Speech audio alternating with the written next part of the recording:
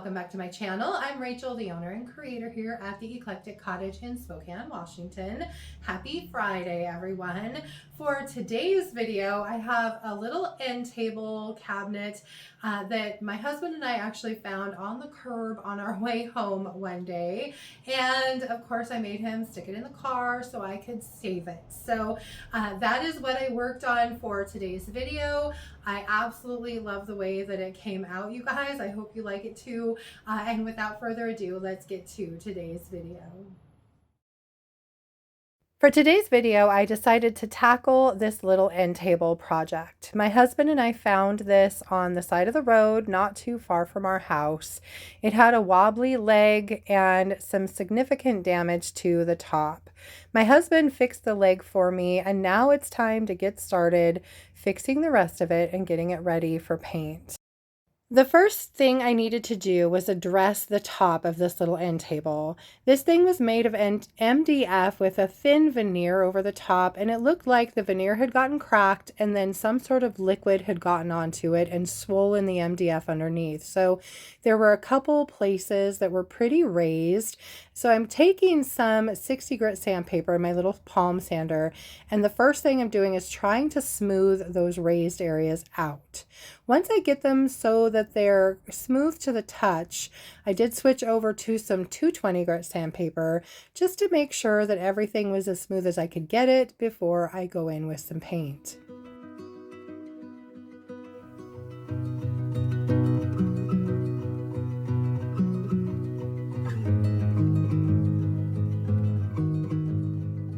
As I was finishing up with the 220 grit sandpaper, I realized there was a bit of a divot where I'd been sanding, and I needed to make this thing as smooth as possible.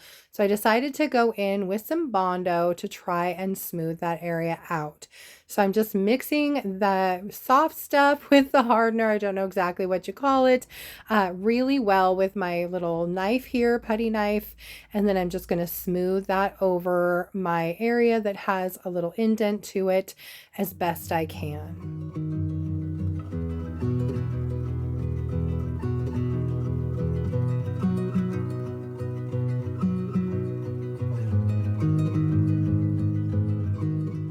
Once my Bondo had dried completely, I went back in with the 220 grit sandpaper and just sanded everything nice and smooth.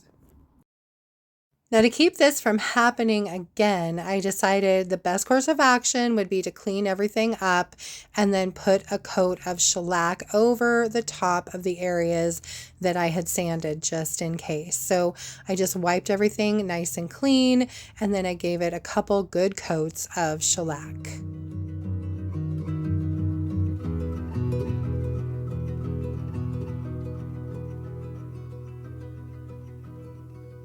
Once my shellac was dry, it was time to bring my little table back inside and get it cleaned up and ready for paint.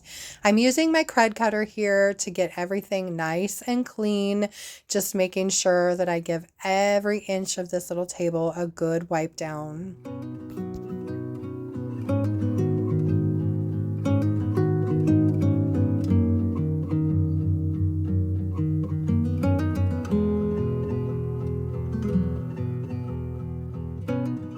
Once I had my little table thoroughly cleaned, I went in with my mister bottle and some clean water just to make sure I rinsed off any cred cutter residue that might have been left behind. Then it was on to sticker removal, and I'm using my little putty knife here to just kind of scrape that off, and then some lemon oil to get rid of the goo that was left behind. And of course, I can't forget to clean the drawer as well. So again, first with the cred cutter, and then once I'm done with that, in with the clean water.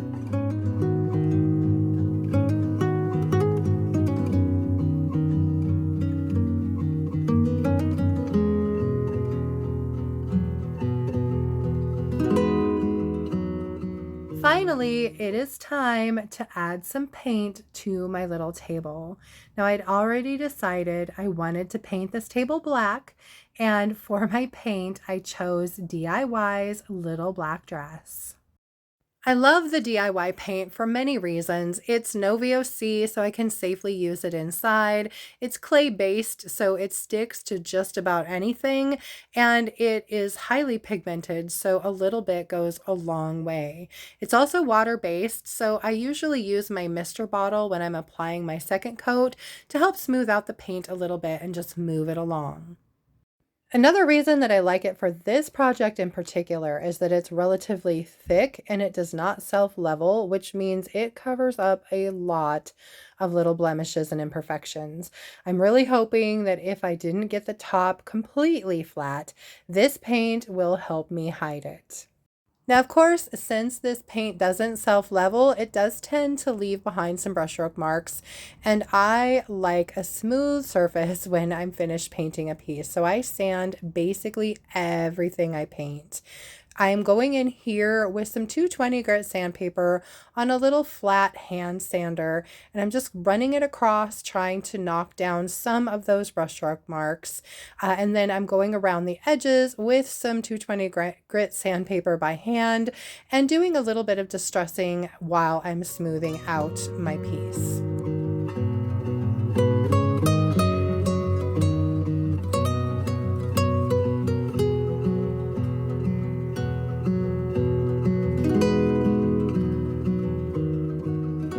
Once I'm done sanding, I need to get everything clean. So I just kind of brushed out some of the sanding dust first, and then I'm going to go in with a damp shop towel and just wipe everything nice and clean. While I'm doing this, I'm also doing a little bit of wet distressing around the edges.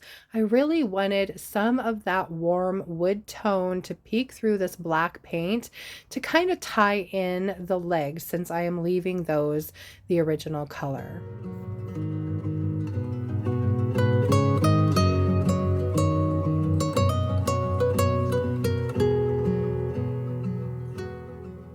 Once I was finished with all the sanding, it was time to address my legs.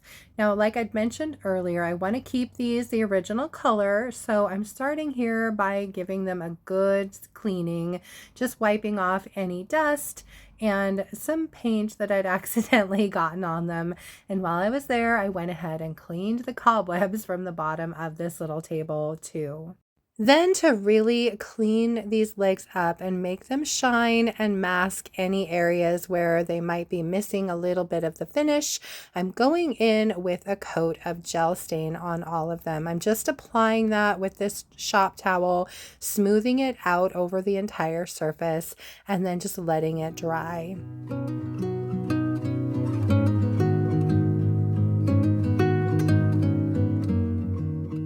Now, one of the things I decided is that I wanted to add a little more detail to the front of the drawer for this cabinet. So I decided on this beautiful mold by Redesign with Prima. This is an older mold. It was developed with Kacha, and I'm using the 2-part amazing casting resin. So I'm just pouring equal parts from each bottle and then putting that into this silicone pouring cup and mixing it up really well. And then I'm just very carefully pouring it into my mold. Now you might notice I'm on a different surface here, and that's because this surface is level, whereas the little table I was using before is not. And that's definitely one thing you want to watch when you're using these molds, is to make sure you pour your resin on a level surface. And once your casting is completely white, it's safe to pull out of the mold. You just need to be very careful and go slowly. If it hasn't set up completely, you can bend it or stretch it out a little bit. Once I had my casting, I went ahead and painted it with some little black dress just to tie it into the rest of the cabinet. Once I was finished with this, it was time to move back to working on the body of my little cabinet. And I had decided I wanted to add some decoupage paper to the cubby on the bottom. So I'm starting here by taking a piece of packing tape, folding a little piece so I can actually handle it. And then I'm going to use my tape measure to pick that up so I know exactly how long I need to cut my decoupage paper. Then of course I'm measuring for depth as well. Once I have my paper cut out, I am steaming out all of the wrinkles with my little stand-up steamer. There are a few here, so it took me a few minutes to get them all out. Sorry about the camera angle here, you guys. I didn't realize I wasn't completely in the shot.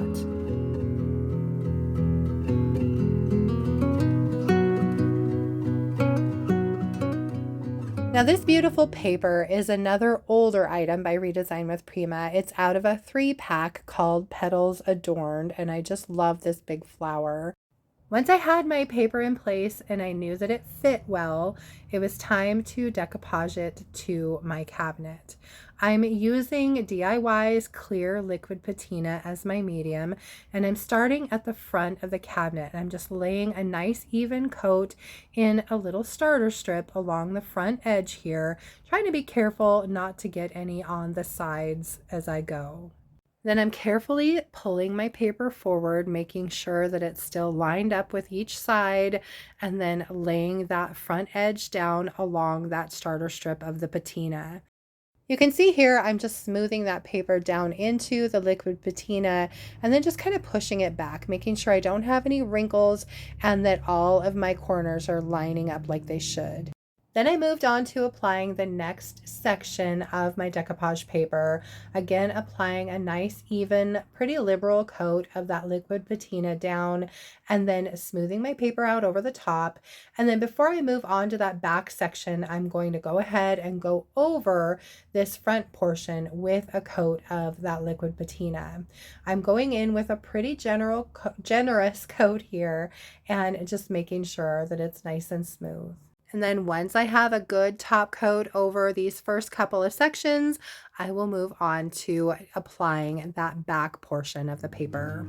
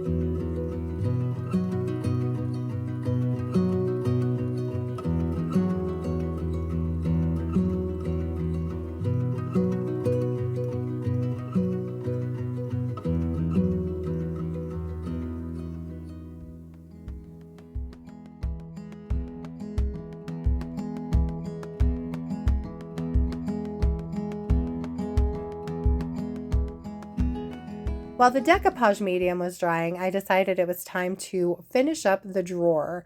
I needed to add my casting to it, but first I needed to drill a hole for the knob. So this is me starting with kind of a small drill bit here. And of course, I forgot to move the paper towel first, you guys. And then I just worked my way up until I had a hole big enough through the casting for my knob. To attach the casting to the front of the drawer, I'm using Titebond Quick and Thick. I'm just adding some to the back of the casting, and then I'm using a little artist brush to smooth it out all over so that I've got a nice thin layer of that glue everywhere on my casting. I don't want it all squishing out from underneath when I clamp it down. Then I place it very carefully onto the front of my drawer, and I simply use my clamps to keep it in place while that glue dries. Next up, it's time to seal my paint. Now, DIY paint is clay-based and porous, so it can be reactivated with water and needs to be sealed. For this project, I'm using their clear wax. So this is DIY clear wax, and I'm using a soft bristle brush to apply it just applying a nice even coat to the entire surface, section by section. And once I have a section done, I'm just very gently wiping back the excess wax with a dry shop towel.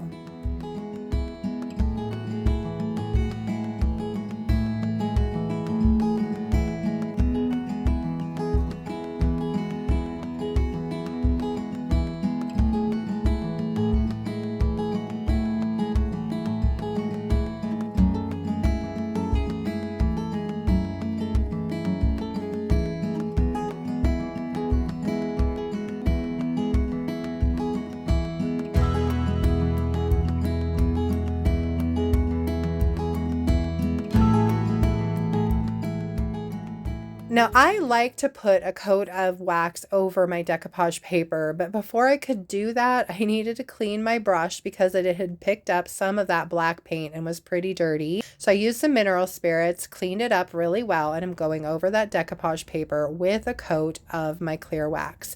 I am just putting a thin coat on, and I'm not going to wipe that back. I'm just going to let it cure over time, just as it is, but I love the way that it helps to lay the fibers down in the paper and really make it feel buttery smooth and soft. Then it was on to sealing my drawer with some clear wax, and here I'm just making sure that I get down into all of the little nooks and crannies in that casting with that wax as well.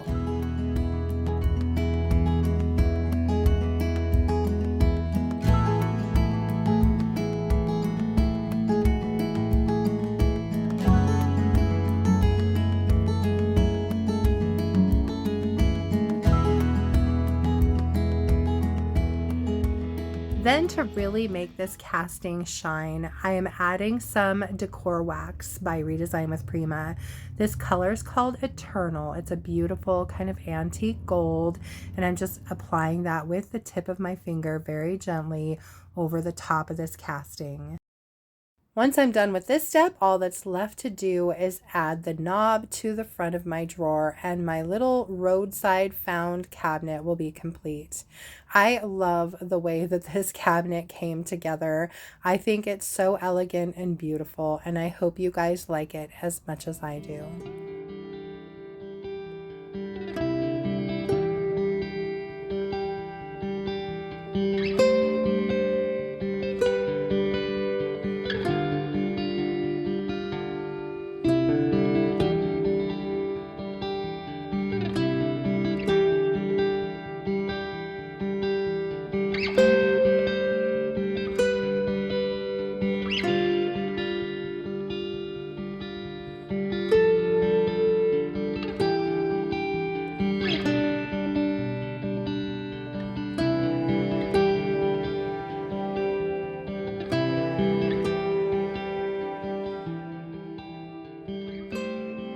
That is it from here for today, you guys. What did you think of my little curbside makeover? I love the way that it all came together. I think it's such a pretty little cabinet now, and definitely worthy of a place here in the cottage. I hope you guys liked it as much as I do. I hope you enjoyed the video. If you did, please remember to give it a thumbs up. I so appreciate that. And if you haven't already, I would love it if you would subscribe to my channel and then just hit the little notification bell so you don't miss anything. And then don't forget to drop a comment below and let me know what you thought of today's project. Just a quick reminder too, I do carry a full line of DIY paint and products here in my shop as well as on my website, and that's www.theeclecticcottagespokane.com. I carry DIY paint and products as well as Sweet Pickins milk paint and products, along with some Roadside Treasures decoupage papers, and of course Redesign with Prima. And while we're talking about Redesign with Prima, I just got to see the brand new release that's coming, you guys. It is just wow. There's so many beautiful new products on their way. I can hardly wait to share them with you. So stay tuned. That will be an eventual video. And let's see, for next Friday's video, I am hoping to just stay busy in the kitchen and get some projects finished. So fingers crossed. And I hope to see you guys back here for that then. Until then, I hope you have a fantastic weekend and beginning of your week. And thank you guys so much for being here. I always appreciate it. And I'll see you on Friday. Bye.